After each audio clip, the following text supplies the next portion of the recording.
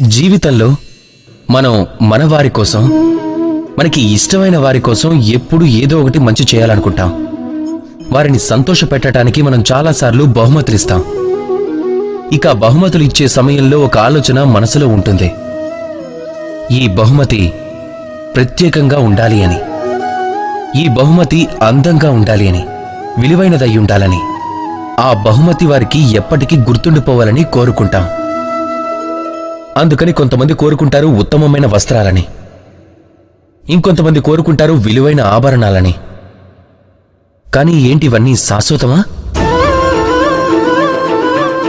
మిమ్మల్ని మీరే ప్రశ్నించుకోండి.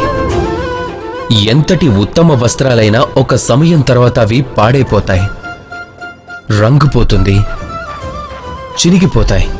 ఇక విలువైన ఆభరణాలు కూడా ఎప్పుడో ఒకసారి దొంగిలించబడతాయి. ఎప్పటికీ వారితో ఉండటం అనేది బహుశా సంభవం కాదు. మరి ఏమిస్తే అది వారికి ఎప్పటికీ గుర్తుండిపోతుంది? అందుకు సమాధానం మంచి సమయం. మీరు ఎవరికైనా ఉత్తమమైన బహుమతి ఇవ్వాలి అనుకుంటే అప్పుడు వారితో ఉత్తమమైన సమయం గడపండి. ఎందుకంటే ఎలా అయితే సమయం గడుస్తూ గడుస్తూ వెళ్తుందో అది పాతది కాలేదు, అది ఎప్పటికీ మనసులో జీవించే ఉంటుంది. వారి పెదవుల మీద విరిసే చిరునవ్వు ఎప్పటికీ పాడైపోదు, అలానే ఎవరు దొంగిలించలేరు కూడా.